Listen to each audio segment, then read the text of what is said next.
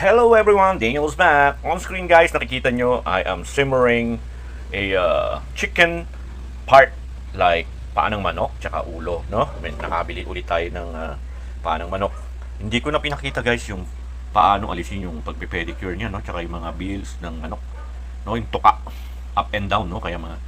So, yun nga, itong naisipan kong lutuin. Kasi parang namimita ako doon sa lasa na ginawa ng pare ko na si Robert Pabalate, no? Masarap siya magpangat ng panang manok sa mangga, no?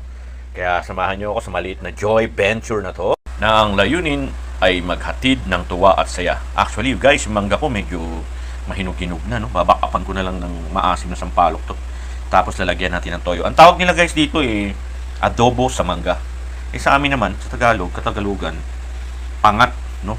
Pinangat sa mangga, pinangat sa sampalok, pinangat sa kamatis. Yung parang ganun ba? Pero anyway, there's nothing right and wrong there. I'm just trying to emphasize kung ano ang term na ginagamit namin, no? I'm not trying to tell any one of you guys, especially my viewers, na tama ako. Okay? Ganun lamang po ang term namin. Tara, samahan niyo ako guys. So, yun nga guys, no? Kumukulo na yan. So, ang procedure is the same. I will throw the sabaw, no? I will drain it out. The water, I will drain it out. Alam niyo naman kasi na marami pong hindi natin alam. Baka may mga chemicals yan dahil nga manok, no? Dahil sa mga kinakain nila. As what I have mentioned from my previous vlogs na ganun po ang kinakain ng mga manok. So, tara. So, ayan na siya guys. Na-drain na natin, no? So, separately, I'm doing pagpapakulo ulit tubig, rather, no? Nagpapakulo na ako ng tubig. Ilalagay ko na po dyan maya-maya yung mangga at saka yung sibuyas, no?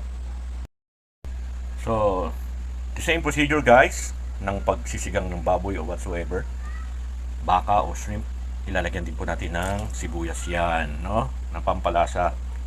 May asin na pong kasama yan, kaya all we have to do is to wait the boiling point, then after pipigain natin yung mangga or hindi na. Kusa na po kasi lalambot yan. Pagkakulo nga guys, ay na malapit na. Try to mash down yung mangga, no? Kasi medyo hinog na yan.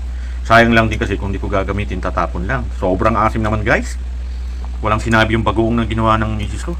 Napaka-asim. Ngayong malata na siya, hindi ko alam kung maasim pa yan.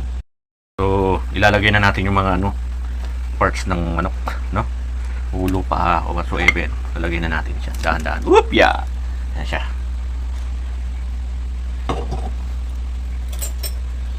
Tapos, we will immerse it below sa water, no? Para manot sa kanya ngayon guys yung lasa, no? Yung asim. Makita nyo.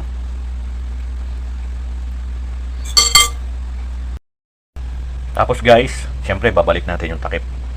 No, wait lang natin na kumulo. At we're going to add some soy sauce to taste para magmukha talaga siyang adobo, no? Maging toyo ang ilalagay natin. Syempre hindi maiwasan maglagay din ng patis, pampalasa yun. Yun nga guys, pagkakulo niya, para hindi siya magmukhang malnourished, lalagyan natin siya ng toyo na pampakulay, no? Tantiameter lang yan guys. Kasi yung toyo hindi ganong maalat. Ang maalat guys, yung patis tsaka yung asin. Siyempre, pagkalagay po ng toyo, haluin natin to equalize yung toyo o mag-neutralize doon sa niluluto natin, no? So, maging even siya, sabi nga, no? Hindi siya maging odd.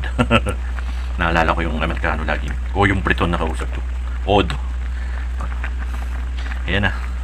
Tapos guys, mamaya lalasahan natin yan kung maalat o kuwan.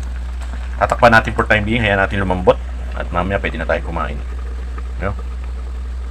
Wala nang kasamang gulay yan guys, parang adobo nga lang ang dating. Ang tawag ng mga taga-Batayan nyo dito is adobo sa mangga, no? Sa amin pangat yan. Pangat sa mangga. Yan guys, no? Sakto na yung lasa, no? Nung pagkalagay natin ng toyo. Hindi matabang, hindi maalat. Sakto na, patutuyuin lang natin ng bahagya yan. Tapos kakain na tayo, no? Thanks for watching. See you on my next video. Rock and roll. See you by then. So tara guys, kain na tayo, no? Ito yung niluto ko. Kain na tayo. Wala akong kasama ngayon.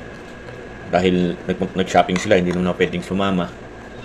Dahil wala magbabantay ng aso. Magpapakain.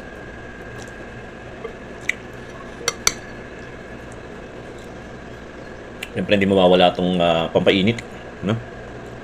Sili. Masarap papagana kumain eh. Sino ba kumain na? Almost 11:30 na rin here in Batan. Sabi ko nga lagi ako nagugutom. Kumain na ako ng maraming kaninang agahan. But parang I feel gutom pa din. Bagay, normal naman talaga guys na kumain yung taon Kumain na kayo. Kailangan kayo mapapala. Papanoorin nyo pa ako. Kumain na kayo dyan. Habang kumakain kayo, pwede nyo yung panoorin. Joke lang.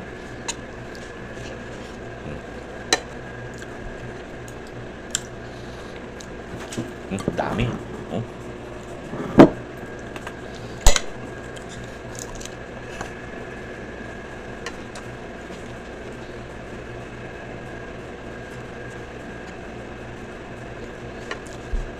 Thanks for watching.